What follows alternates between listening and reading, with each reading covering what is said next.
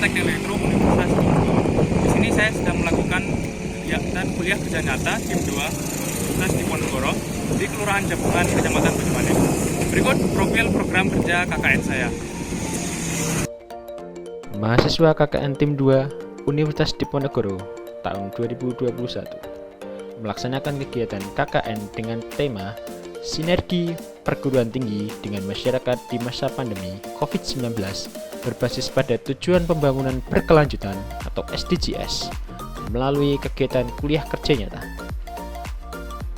KKN dilaksanakan selama 40 hari terhitung dari tanggal 30 Juni sampai 12 Agustus 2021 dengan jenis kegiatan dilaksanakan secara online karena menindaklanjuti terkait kebijakan pemerintah mengenai pemberlakuan pembatasan kegiatan masyarakat atau PPKM seiring dengan peningkatan pasien positif akibat varian baru virus corona yaitu varian Delta. Saya sendiri melakukan kegiatan KKN di Desa Jabungan, Kecamatan Banyumanik, Kota Semarang. Desa ini terletak 10 menit dari kampus Undip Tembalang. Desa ini memiliki landscape yang unik dibanding desa-desa yang lain di Semarang. Karena desa ini memiliki bukit dikelilingi oleh bukit-bukit yang membuat desa ini nampak begitu indah terlihat dari atas. Selain itu, suasana desa ini juga teramat asri karena beberapa jalan di desa ini masih dihiasi oleh area persawahan dan sungai-sungai yang mengalir di antaranya. Selain itu, warga setempat pun juga teramat ramah yang membuat desa itu begitu damai dan kegiatan bermasyarakat di desa ini sangatlah hidup. Selain itu, desa ini juga terkenal dengan Kampung Empon-Empon karena kampung ini memiliki komoditas utama yaitu rempah-rempah. Hal ini dapat kita lihat dari banyak warga desa yang menjemur rempah-rempahnya di bawah terik matahari. Namun, sangat disayangkan karena desa ini tidak terlepas dari penyebaran virus COVID-19 yang semakin marak akhir-akhir ini. Hal ini salah satunya karena kurang pahamnya masyarakat untuk menerapkan pola hidup sehat di kala pandemi. Oleh karena itu, melalui proker yang saya angkat yaitu pentingnya pola hidup sehat di kala pandemi, dapat menyadarkan dan mengedukasi masyarakat Desa Jabungan. Di dalam proker ini, saya menyoroti apa saja yang harus dan seharusnya tidak dilakukan di kala pandemi. Proker ini saya laksanakan dengan metode online, dikarenakan adanya pembatasan interaksi secara langsung dengan warga masyarakat sekitar. Selain itu, isu mengenai pemborosan energi di lingkungan rumah tangga karena banyaknya aktivitas yang dilakukan di rumah juga merupakan suatu yang tidak bisa saya anggap sebelah mata. Oleh karena itu, untuk menuntaskan isu ini, saya juga mengangkat program kerja hemat energi dan energi alternatif. Program ini bertujuan untuk mengedukasi masyarakat tentang pentingnya dan kiat-kiat untuk penghematan energi. Selain itu, pengenalan energi alternatif juga merupakan salah satu sorotan saya. Di dalam program ini pun kami mendatangkan narasumber yang berkompeten dan berpengalaman yang di bidangnya.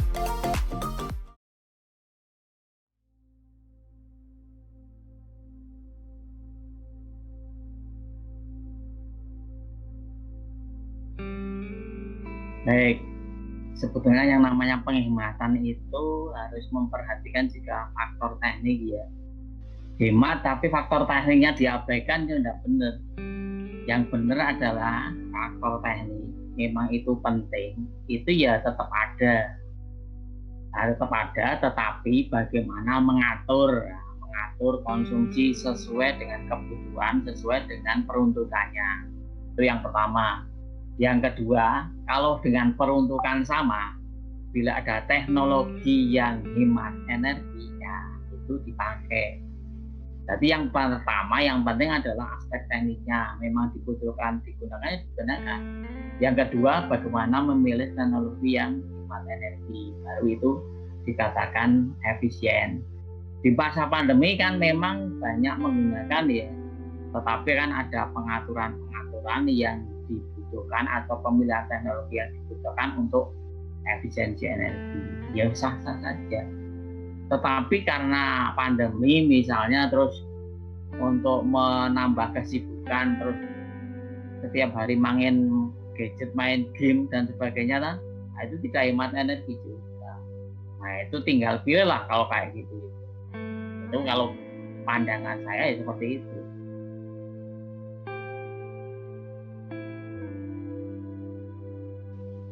Ya sebetulnya gini, listrik yang paling mudah itu penghematan ya, itu dari aspek kalau sudah ada ya, memang rumah tangga yang itu kan ada kategori 450, kategori 900, kategori 300 dan seterusnya.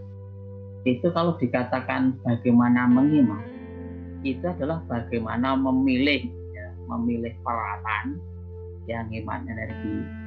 Yang kedua, bagaimana memanage, mengoperasikan.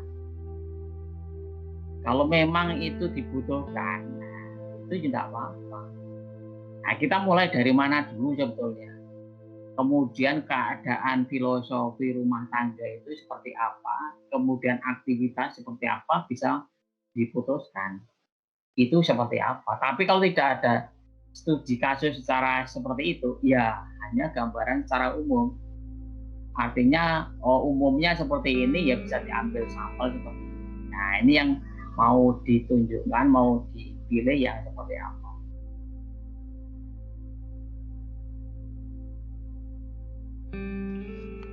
Kalau dalam pemilihan lampu misalnya, kita bisa bandingkan. Anda bisa tanyakan kepada masyarakat atau personel begitu.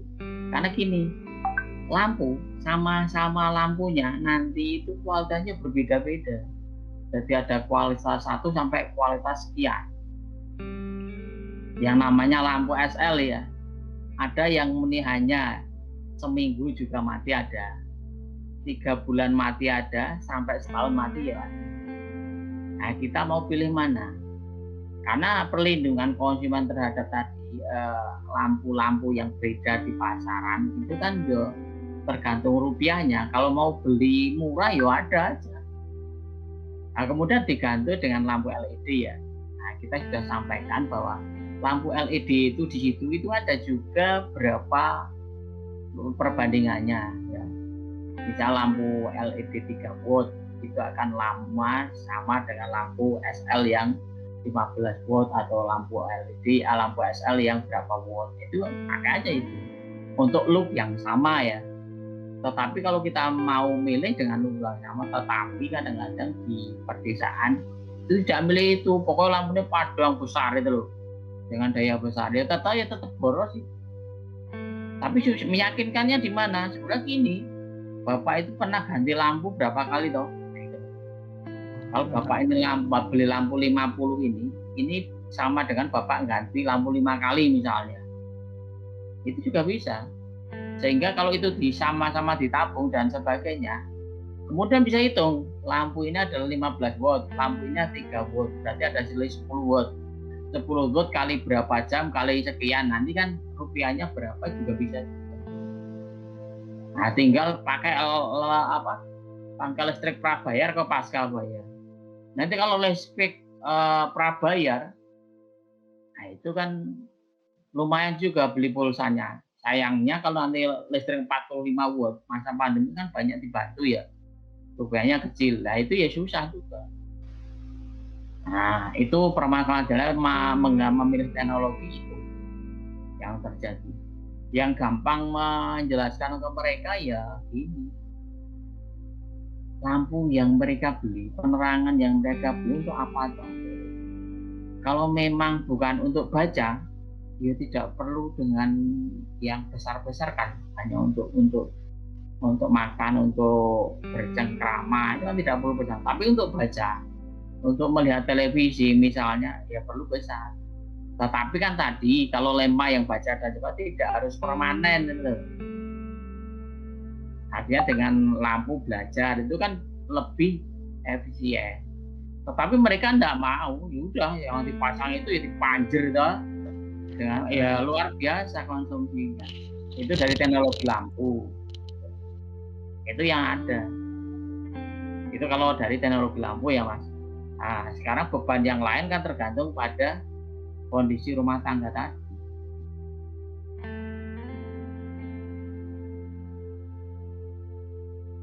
sekarang gini, panel surya rumah tangga itu nantinya dia hanya untuk menggantikan atau untuk bareng.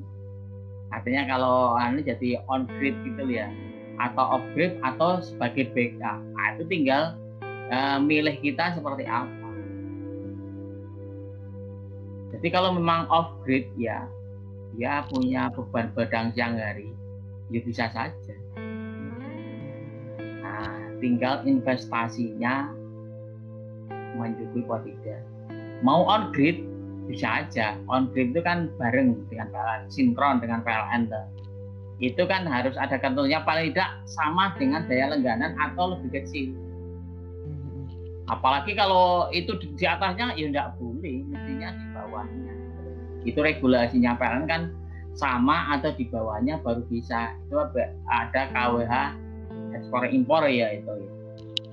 Tapi kalau dia sebagai backup, yang utama PLN atau utama PLS, ya itu tidak apa-apa. Tergantung mau pilih yang mana. Itu tergantung kondisional ya. Kondisional. Itu yang terjadi.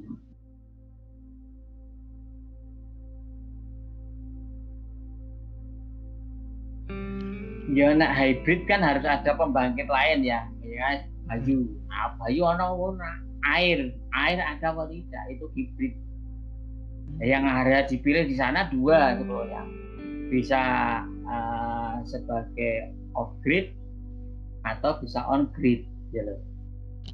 Tapi on grid tadi harus sama atau lebih kecil tadi. Tetapi yang kali terjadi permasalahan yang on grid itu kualitas pembangkitan PLS on grid itu harus memenuhi energi penyambungan yang disyaratkan oleh PLN tadi. Harus memenuhi, jadi kualitas tegangan, peralatannya kan memenuhi itu. Tetapi kalau yang tadi, yang off grid, ini tidak memenuhi, tidak apa-apa. Nah tadi, itu kalau masalah on grid dan off grid ya. Kalau off kan tergantung kita, kalau pengen, kalau enggak ya. Kalau on, kualitas pasokan energinya, tegangannya saya harus memenuhi standar yang telah ditetapkan oleh PLN tadi. Tegangan, kemudian harmonik, kalau muncul harmonik itu juga menjadi syarat di situ.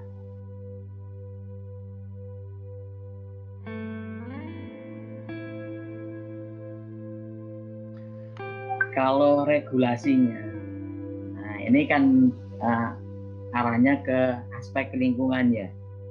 Iya, arahnya ke sana. Arahnya bagaimana aspek lingkungan diperhatikan. Masuk ke energi baru terbarukan ya. Tetapi itu sampai sejauh mana, sampai tahun berapa, ini masih proses berjalan. Tapi arahnya ke sana, memang aspek lingkungan menjadi isu penting di sini. Ya, trennya ya ke sana, iya.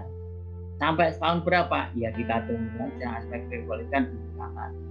Tapi sudah dimulai dari sekarang. Kebijakan energi nasional, kebijakan Jawa Tengah juga sudah menuju ke arah sana. Bagaimana energi baru terbarukan sampai ke tingkat yang lebih, persentase bauran energi kan menjadi lebih besar. Tidak menurut apa yang ada, tetapi punya target-target sampai tahun 2050 ada targetnya. Tahun sekarang pun sudah target 11 berapa itu ya, kemudian naik. Akhirnya kan itu akhirnya menjadi 23%, menjadi sekian persen, itu kan ada target. Itu sudah mulai ke depannya ya memang ke arah energi baru terbarukan. Karena itu yang ramah lingkungan. Itu yang diharapkan.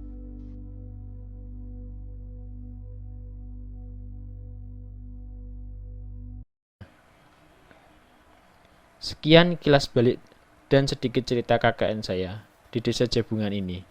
Melalui kegiatan KKN yang sudah saya dan teman-teman lakukan ini, semoga masyarakat Jabungan bisa semakin maju, aman, sehat, dan mampu menjadi role model bagi desa-desa yang lain. Terima kasih.